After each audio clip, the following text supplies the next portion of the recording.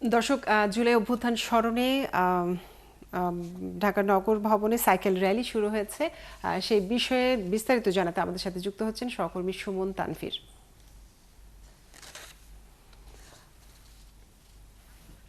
Tanvir, rally কি শুরু হয়েছে কিনা এবং কত মানুষ সেখানে অংশ নিয়েছেন বিস্তারিত জানাবেন।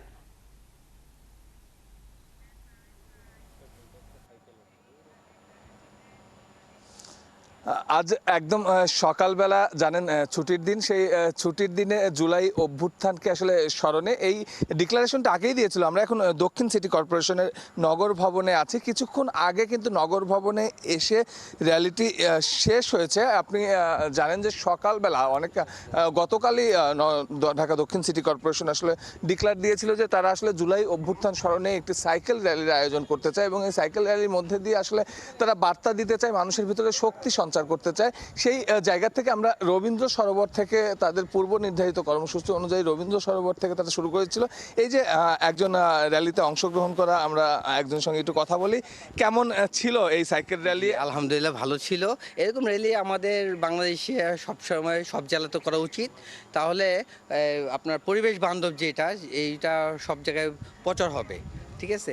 আর আজকে জুলাই র্যালি ছিল, আসলে জুলাই যারা নিহত হয়েছেন এবং আহত হয়েছেন তাদেরকে সবাইকে শ্রদ্ধা জানাচ্ছি। আর কি বলবো, পরিবেশ ধন্যবাদ আপনাকে। আপনি শুনছিলেন সাইকেল র্যালিতে অংশগ্রহণ করা একজন, আরেকজন একটু আগেই নগর ভবনে ঢুকেছেন। আমরা একটু লাইভে আছি। ভাই, আপনার অভিজ্ঞতাটা একটু বলবেন।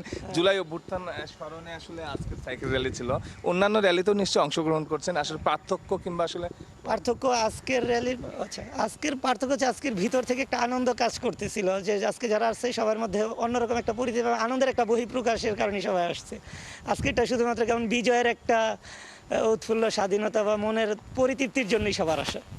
শুনছিলেন, আসলে আমরা সবার মধ্যেই সেটা পাচ্ছিলাম এবং কিছুক্ষণ আগেই র্যালিটি এই নগর ভবনে প্রবেশ করেছে। আমি যদি একটু র্যালির রুটটি বলি, যে রবীন্দ্র সরোবর থেকে শুরু হয়ে আমরা দেখলাম যে সায়েন্স ল্যাব, ঢাকা ভার্সিটি, দোয়েল চত্বর হয়ে কিন্তু আসলে র্যালিটি এই নগর ভবনে এসে শেষ হলো। তবে আজকের প্রধান অতিথি হিসাবে আসলে আসিফ মাহমুদ সজীব ভুঁইয়া অন্তর্বর্তী সরকারের যিনি উপদেষ্টা, তার উপস্থিত হওয়ার কথা থাকলেও আমরা কিন্তু তাকে এসে সকালে পাইনি। ঢাকা দক্ষিণ সিটি কর্পোরেশনের যিনি ভারপ্রাপ্ত প্রশাসক আছেন, তিনি সহ যারা অতিথিরা ছিলেন তারা উপস্থিত ছিলেন। সেই সঙ্গে আমরা পর্যাপ্ত সংখ্যক যারা ইয়াং জেনারেশন আছেন তারা কিন্তু তাদের জায়গা থেকে স্বতঃস্ফূর্তভাবে এই র্যালিতে অংশ নিয়েছেন এবং তারা কিন্তু নিজেরাই বলছিলেন যে অন্যান্য সাইকেল র্যালিতে অংশ নিলেও তার ভেতরে আসলে এর মূল পার্থক্যটা হচ্ছে স্বাধীনতার পার্থক্য, মুক্তির পার্থক্য। তাদের ভেতরের যে উন্মাদনা কিংবা একটা তাদের ভেতরে যে শক্তি, সেই শক্তির পার্থক্য তারা অনুভব করেছেন। কিছুক্ষণ পর হয়তো এই র্যালির আনুষ্ঠানিক সমাপ্তি ঘোষণা করা হবে এবং এটি মাঝে মধ্যেই যেন আয়োজন করা হয় এমন র্যালির সেই আহ্বানও কিন্তু ছিল যারা আসলে সাইকেল র্যালিতে অংশগ্রহণ করেছিল তাদের মধ্যে থেকে। সুমন তানভীর, আপনাকে অনেক ধন্যবাদ যুক্ত থাকার জন্য।